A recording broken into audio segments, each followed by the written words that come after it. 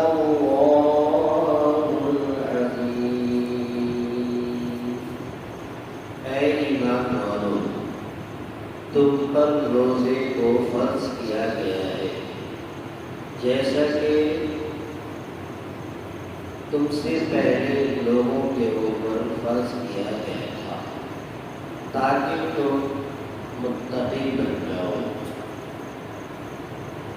گنتی کی چند دن روزہ رکھنے کے ہیں، بس جو شخص تم میں سے مریض ہو یا حالت سفر میں ہو تو شمار کرو اتنے ہی دن دوسرے دنوں، اور ان لوگوں کے اوپر جو کہ روزہ رکھنے کی طاقت رکھتے ہیں پھر بھی روزہ نہ رکھیں تو فدیہ ادا کرنا ہے، ایک مسکین کا کھانا۔ فمن تطوع، پر جو شخص نیک کام کرے، بھلا کام کرے تو وہ اس کے لیے بہتر ہے، اور اگر تم روزہ رکھو تو بہتر ہے تمہارے لیے اگر تم جانتے ہو۔ دو آیت کریمہ کی تلاوت ہوئی، 183 اور 184 ہے۔ سورۃ البقرہ کی یہ دو آیت کریمہ ہیں۔ اس دو آیت کریمہ کے اندر احکام کی باتیں اللہ تبارک و تعالیٰ نے بیان کی ہیں۔ اس سے قبل یہ بتایا گیا تھا کہ اللہ تبارک و تعالیٰ نے شروع کے 10 پاروں کے اندر بہت سارے احکامات ایسے بیان کیے گئے ہیں جو حقیقتاً انسان کی عبادات سے تعلق رکھتا ہے۔ یہاں سے اللہ تبارک و تعالیٰ نے سورۃ البقرہ کے اخیر تک انہی باتوں کا حکم ہے جن کو انسان کی زندگی میں روزمرہ پیش آتے ہیں۔ اس میں سے یہ دو آیت کریمہ ہیں جس کے اندر ایک حکم اور ایک خاص فرض کی طرف امت محمدیہ کو اور اللہ تبارک و تعالیٰ کے خاص بندوں کو متنبہ کیا گیا اور ان کو احساس اور یاد دلایا گیا کہ ایمان والو، تمہارے اوپر روزے کو فرض کیا گیا جیسا کہ تم سے پہلے لوگوں کے اوپر، تم سے پہلے امتوں کے اوپر فرض کیا گیا تھا، تاکہ تم متقی اور پرہیزگار بن جاؤ۔ اس آیت کریمہ کے اندر اللہ تبارک و تعالیٰ نے روزے کو فرض کیا گیا اور امت مسلمہ کو، امت محمدیہ کو اس بات کی طرف بھی اشارہ دیا گیا علی الذین من قبلکم کہ تم یہ مت سمجھنا، تم یہ خیال مت کرنا کہ یہ بوجھ اللہ تبارک و تعالیٰ ہمارے اوپر ڈال رہے ہیں اور یہ ذمہ داری باری تعالیٰ پروردگار عالم ہمارے اوپر دے رہے ہیں، ایسا قابل خیالی نہ رہے، بلکہ یہ عبادت اور اس ذمہ داری کا حل سابقہ امت کو بھی اللہ تبارک و تعالیٰ نے بنایا تھا۔ پہلی امت کو بھی ذمہ داری دی تھی، اس کا حل بنایا تھا اور روزہ جیسی اہم عبادت کو رکھنے کا حکم دیا تھا۔ اس آیت کریمہ کے ذریعے سے معلوم یہ ہوا کہ یہ روزہ کوئی نئی عبادت نہیں ہے، جس طریقے سے شریعت اسلام نے لاگو کیا اسی طریقے سے اس سے قبل میں جتنے بھی سابقہ اور جتنے بھی مذہب و ملت گزرے ہیں ان کے اندر بھی کسی نہ کسی شکل میں روزے کا اہتمام رہا ہے، چونکہ اللہ تبارک و تعالیٰ کے اس جملے سے اس بات کی طرف مکمل صراحت اور وضاحت مل رہی ہے۔ یا ایھا الذین آمنوا، اے ایمان والو، کتبہ کے لفظی معنی آتا ہے لکھا گیا ہے تمہارے اوپر۔ صاحب جلالین نے اس کی تشریح کی ہے کتبہ ای فرض، یعنی فرض کیا گیا ہے تمہارے اوپر، علیکم تمہارے اوپر، الصیام روزے کو۔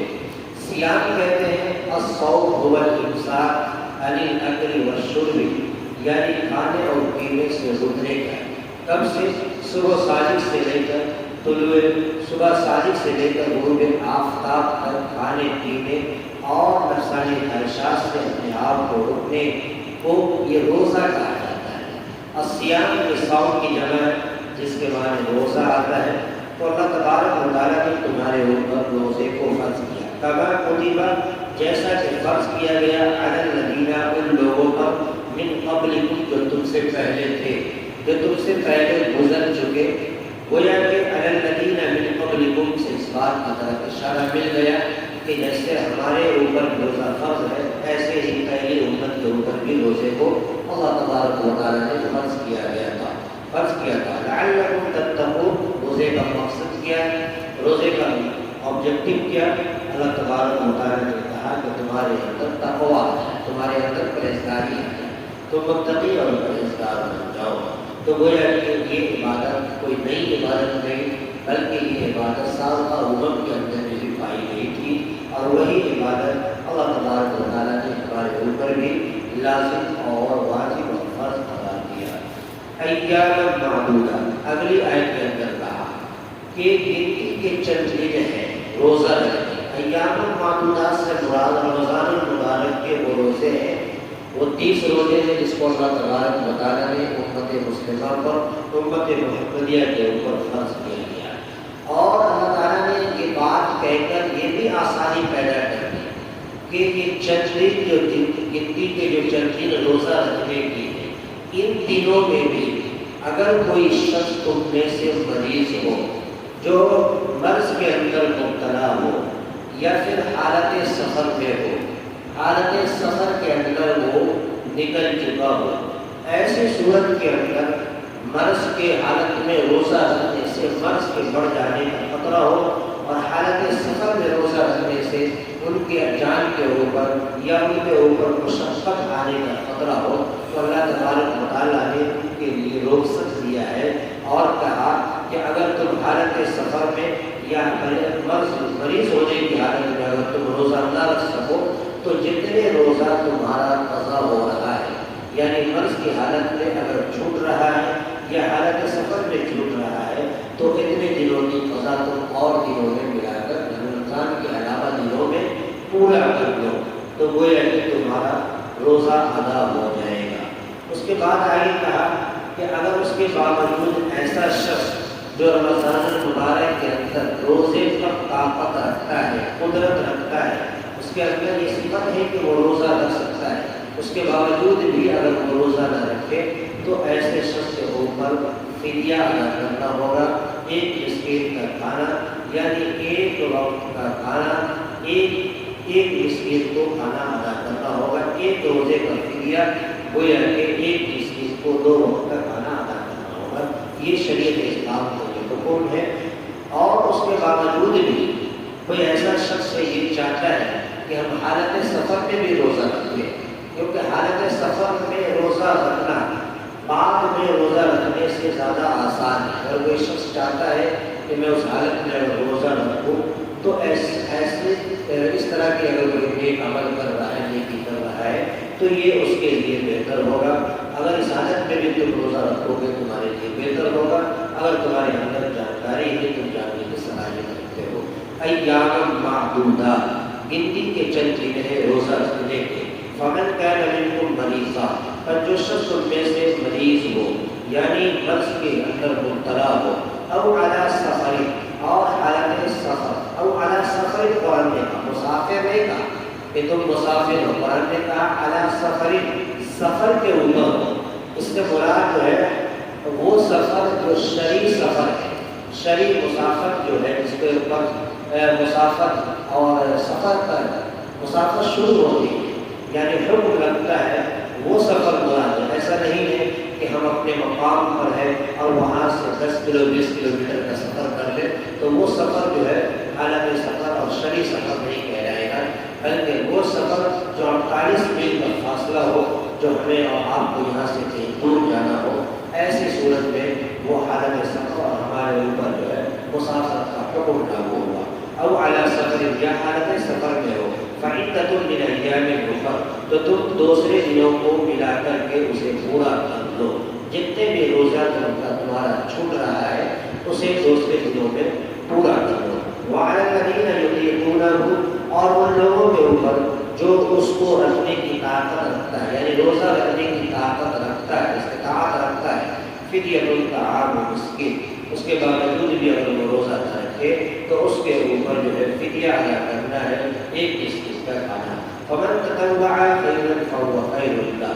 پر جو شخص اس کے باوجود بھی نیک عمل کرتا ہے، بھلا عمل کرتا ہے، بھلا کام کرتا ہے تو وہ اس کے لیے بہتر ہے.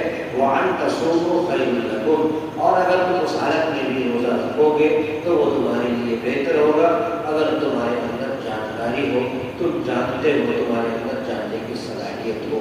تو آج کی اس 2 آیت کریمہ کے ذریعے سے اسلام کا ایک اہم رکن روزے کے بارے میں تبارک و تعالیٰ نے پیغام دیا کہ یہ روزہ کوئی نئی عبادت نہیں بلکہ شریعت اسلام نے جو ہمارے اوپر لاگو کیا ہے اس سے قبل بھی جتنی سابقہ عمر گزری ہے کسی نہ کسی شکل میں روزے کا اہتمام رہا ہے. اللہ تعالیٰ سے دعا ہے کہ اللہ تعالیٰ پروردگار عالم ہمیں اور آپ کو آج کی درس قرآن کے اوپر عمل کرنے کی توفیق فرمائے. آمین. وآخر دعوانا الحمد للہ رب العالمین. اللهم صل على سيدنا محمد وعلى آله وصحبه وسلم. ربنا آتنا في الدنيا حسنة وفي الآخرة حسنة. يا إلهنا رب الكريم وعلى كريم الله عالم. اے اللہ اے اللہ قرآن مقدس کا درس اور سبق پڑھا گیا. اے اللہ اس سبق کو بے حد قبول فرما. اے اللہ اس سبق کو بے حد قبول فرما اور اس سبق کو ہم سب کے لیے نجات کا ذریعہ بنا. اے اللہ شوق اور لگن اور محنت کے ساتھ ہم سبوں کو قرآن کریم پڑھنے پڑھانے سننے سمجھانے اور اس پر عمل کرنے کی توفیق مرحمت فرما. آج کے اس درس قرآن میں جتنے لوگوں نے شرکت کی مولا سبوں کو اپنے دین کے لیے قبول فرما. اے اللہ سبوں کی کوشش فرما. اے اللہ سبوں کی مولا کریم ہماری دعاؤں کو حبیب پاک سرور عالم صلی اللہ علیہ وسلم کے فرما. ربنا تقبل منا انك انت السميع العليم وتب علينا انك انت التواب الرحيم. سبحان ربك رب العزة عما يصفون وسلام على المرسلين والحمد لله.